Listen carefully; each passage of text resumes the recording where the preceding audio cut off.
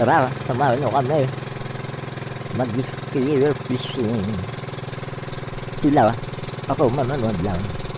Dahil di ko marunong. At yan mga. Saan tayo papunta? Tinanong ko si Makmak kung saan kami papunta. Tinuro niya doon. Ayun na. Nag-umpisa na sila at tumira yung mga bulang at ito na ang kanilang mga nahuli. Ang dawa ni Grace. Mga idol.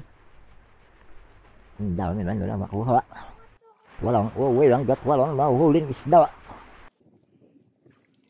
At eto na nga si Master Adam, tinutok na ang pang spear. At pumesto na si Joshua. Sinilip. Oh. Humingan mo lang alim, sumilip ulit. Hindi daw niya makita ang isda. Ay lang, presto na. Wala ang isda ata. Nakalangoy na. At suwentig na ako ng sarili ko. Sa reflection. Diyan ang mga uri ng worms. Para sa pang worms. Slug. Ito na nga nakahuli niya si Master Adawan. Ang laki nga guys, mga idol. Duha nakabilog ang mabiyak. Napalad ang laki. Ito. Mga bihasa. Sa panghuli ng isda. Ito na nga sa Joshua. Bumipesto na naman.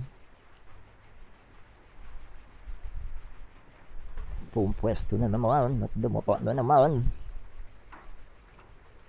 Dinudungaw ang isda. Huminga ng malalim. Sumisid. Itinutok ang spear.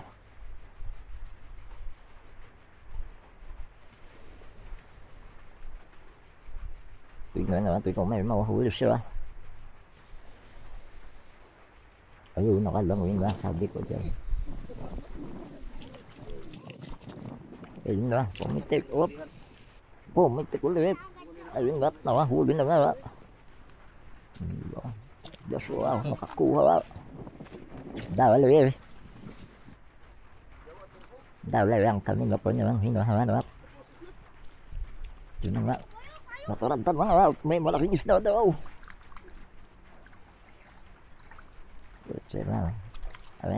Chill lang, sweet botete. Malaki ka pa. Sana malalaw ng isda. Ayan, gaganda ng mga isda dito. Wow. Di ko alam kung anong tawag dito. Ayun. Wap, tinawa na ulit. Tinawa. Dawali. At sa chuchu. Oh, muntik na malaglag. Chuchu. Sige, mas na lang.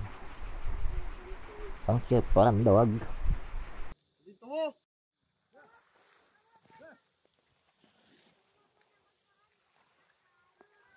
Pag-low tide.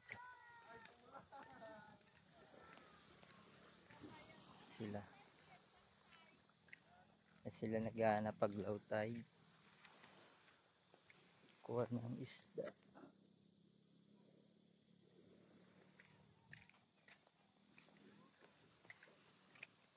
May pang-ulam pa din. Ang ganda ng araw. Palubog na guys. At pauwi na din kami. Meron na kami pang ulam. Ganun lang ang simpleng buhay. May pang ulam na. Maraming salamat sa panonood ninyo. Nasa rin ko ang 4 minutes and 58 seconds ng inyong buhay. Okay, thank you.